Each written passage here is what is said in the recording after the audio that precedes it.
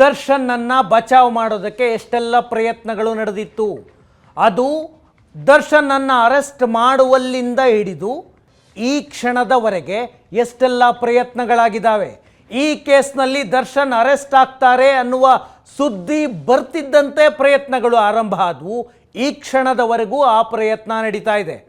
BJPಯ ಒಬ್ಬ ನಾಯಕ ಮತ್ತು ಕಾಂಗ್ರೆಸ್ನ ಇಬ್ಬರು ನಾಯಕರು, ಅದರಲ್ಲಿ ಒಬ್ಬ ಈ ಸರ್ಕಾರದ ಪ್ರಭಾವಿ ಸಚಿವ, ಎಲ್ಲರೂ ಕೂಡ ಪ್ರಯತ್ನ ಮಾಡ್ತಾ ಇದ್ದಾರೆ.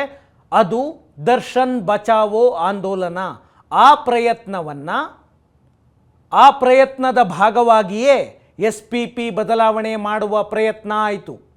ಇಲ್ಲಿಯವರೆಗೆ ಈ ಕೇಸ್ ಆದಾಗಿಂದ ಎಷ್ಟೆಲ್ಲ ಪ್ರಯತ್ನಗಳಾಗಿದೆ.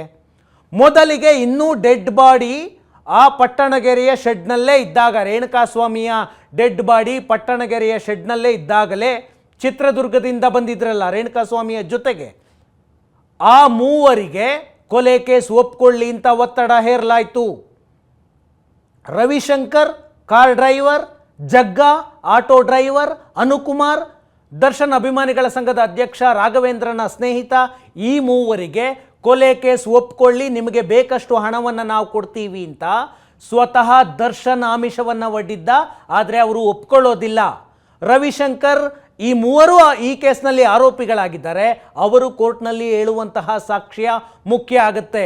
ಅವರಿಗೆ ಆಮಿಷವನ್ನು ಒಡ್ಡಲಾಗಿತ್ತು, ಎಷ್ಟು ದುಡ್ಡು ಬೇಕಾದ್ರೆ ಕೊಡ್ತೀವಿ, ಈ ಕೇಸನ್ನು ಒಪ್ಕೊಳ್ಳಿ ಅಂತ. ಸತ್ತದ್ದು ಬಡವರ ಮಗ, ಬೀದಿ ಹೆಣವಾಗಿದ್ದು ಬಡವರ ಮಗ. ಆ ಕೊಲೆಯನ್ನು ಈತ ಮತ್ತು ಈತನ ಸಹಚರರು ಮಾಡಿ ಬಡವರ ಮಕ್ಕಳ ತಲೆಗೆ ಕಟ್ಟುವಂತಹ ಪ್ರಯತ್ನ ಆಗಿತ್ತು. ಅದು ಮೊದಲನೇ ಪ್ರಯತ್ನ. ಎರಡನೇ ಪ್ರಯತ್ನ ಈ ಕೇಸ್ನಲ್ಲಾದದ್ದು, ಕೊಲೆ ಕೇಸ್ ಒಪ್ಕೊಳ್ಳೋದಕ್ಕೆ ದರ್ಶನ್ 4ವರಿಗೆ 30 ಲಕ್ಷ ರೂಪಾಯಿ ಆಮಿಷವನ್ನು ಕೊಟ್ಟಿದ್ದ. ಅದನ್ನು ಪೊಲೀಸರ ಮುಂದೆ ತಾನು ಕೊಟ್ಟಂತಹ ಸ್ವಇಚ್ಛಾ ಹೇಳಿಕೆಯಲ್ಲೂ ಕೂಡ ದಾಖಲಾಗಿದೆ.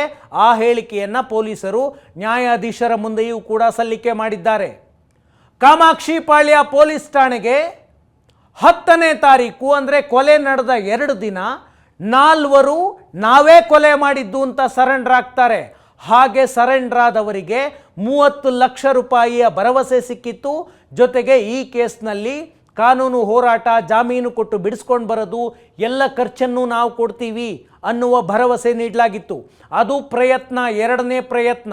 ಅದಾದ ನಂತರ ಈ ಕೇಸ್ನಲ್ಲಿ ದರ್ಶನ್ ಪಾತ್ರ ಇದೆ ಅಂತ ಪೊಲೀಸರಿಗೆ ಗೊತ್ತಾಗಿ ಆತನನ್ನು ಅರೆಸ್ಟ್ ಮಾಡೋದಕ್ಕೆ ಪೊಲೀಸರು ಮುಂದಾಗ್ತಿದ್ದಂತೆ ಪ್ರಭಾವಿಗಳಿಂದ ಪೊಲೀಸರ ಮೇಲೆ ಒತ್ತಡ ಹಾಕಿಸಿ ಅರೆಸ್ಟ್ ಮಾಡದಂತೆ ಮಾಡುವ ಪ್ರಯತ್ನಗಳು ನಡೀತು. ಅದು 3ನೇ ಪ್ರಯತ್ನ. ಪೊಲೀಸರು ಈಗಾಗಲೇ ವಶಕ್ಕೆ ತೆಗೆದುಕೊಂಡಾಗ, ಮೈಸೂರಿನಲ್ಲಿ ದರ್ಶನನ್ನು ಕಸ್ಟಡಿಗೆ ತೆಗೆದುಕೊಂಡು ಬೆಂಗಳೂರಿಗೆ ಕರೆದುಕೊಂಡು ಬರುವಾಗ ಒಬ್ಬ ಮಂತ್ರಿಯ ಮೂಲಕ ಒತ್ತಡ ಹಾಕಿಸಲಾಗುತ್ತೆ. ಈ ಕೇಸ್ನಲ್ಲಿ ದರ್ಶನನ್ನು ಬಿಟ್ಟು ಕಳುಹಿಸಿ ಅಂತ, ಅರೆಸ್ಟ್ ತೋರಿಸಬೇಡಿ ಅಂತ.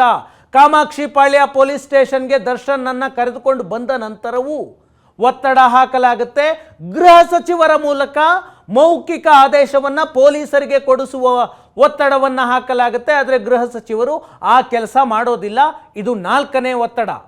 ದರ್ಶನ್ ಮೇಲಿರೋ ಆರೋಪಗಳನ್ನು ದುರ್ಬಲಗೊಳಿಸಿ ಅಂತ ಅರೆಸ್ಟ್ ಆದ ನಂತರ ಒತ್ತಡ ಆಗ್ತಾ ಇದೆ. ಅಂದರೆ ಎಲ್ಲ ಆರೋಪಗಳನ್ನು ಸಹಚರರ ತಲೆಗೆ ಕಟ್ಟಿ ದರ್ಶನ್ ಪಾತ್ರ ಏನೂ ಇಲ್ಲದಂತೆ ಮಾಡಿ ಅಂತ ಪೊಲೀಸರ ಮೇಲೆ ಒತ್ತಡ. ಇದು 5ನೇದು. ಈಗ ಆಗ್ತಿರುವಂಥದ್ದು SPPಯನ್ನು ಬದಲಾವಣೆ ಮಾಡಿ ಅಂತ ಮುಖ್ಯಮಂತ್ರಿಗಳಿಗೆ ಒತ್ತಡ. 6ನೆಯ ಪ್ರಯತ್ನ. ಈ ಪ್ರಯತ್ನದಲ್ಲೂ ಕೂಡ ಸಫಲ ಆಗಿಲ್ಲ.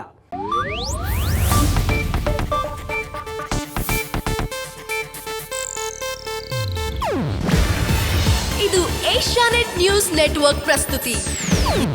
ನೀವು ನೋಡ್ತಿದ್ದೀರಾ ಏಷ್ಯಾನೆಟ್ ಸುವರ್ಣ ನ್ಯೂಸ್.